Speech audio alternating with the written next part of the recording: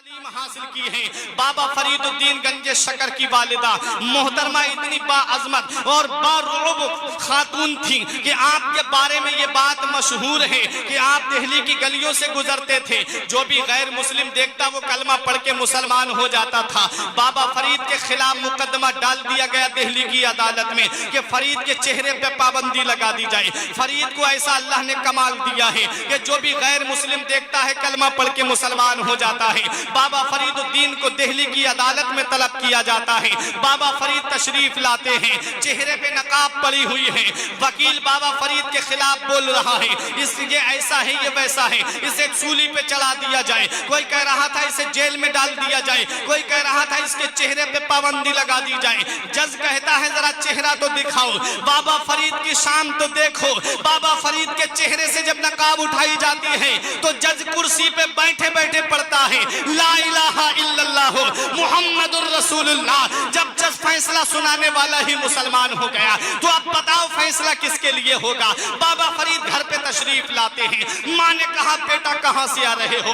بولے ماں میں دہلی کی عدالت سے آ رہا ہوں. تیرے بیٹے کو ایسا کمال اللہ نے دیا ہے, تیرے بیٹے کو ایسی شان اللہ نے دی ہے کہ جو بھی غیر مسلم میرا چہرہ دیکھتا ہے وہ کلمہ پڑھ کے مسلمان ہو جاتا ہے. تب بابا فرید کی ماں نے فرمایا بیٹا اس میں تیرا کوئی کمال نہیں ہے, اس میں جو بھی کمال ہے وہ تیری ماں کا کمال ہے. فرمایا تیرا کمال کیا ہے؟ تو ماں نے کہا بیٹا جب تو میرے شکم میں تھا تیری ماں نے کوئی حرام لقمہ نہیں کھایا, اور جب تو پیدا ہوا تیری ماں جب تک وضو کر کے 2 رکعت نماز نہیں پڑھ لیا کرتی تھی تجھے وضو دودھ نہیں پلایا کرتی تھی. اے میرے بیٹا جب دنیا چین سے سوتی تھی, جب دنیا آرام سے سوتی تھی میرے لال, تب تیری ماں رات میں اٹھ کر کے اپنے رب کی عبادت کر کے یہ دعا کرتی تھی مولا تو نے مجھے جو بیٹا دیا ہے اسے ایسا کمال عطا فرما دے کہ جو بھی غیر مسلم دیکھے وہ کلمہ پڑھ کے مسلمان. سبحان اللہ. نعرہ تکبیر,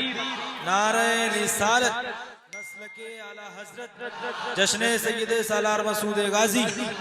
نعرہ تکبیر.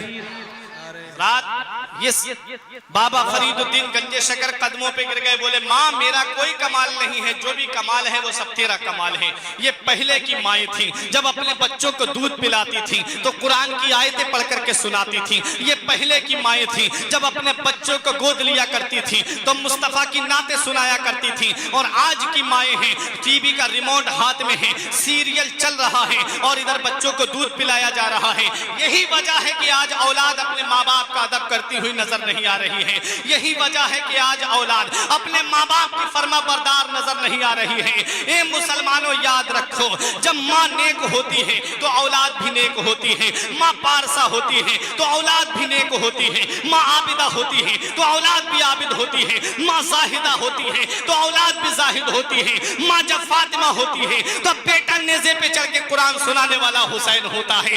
ماں جب ام الخیر فاطمہ ہوتی ہے تو بیٹا بغداد کا غوث اعظم ہوتا ہے.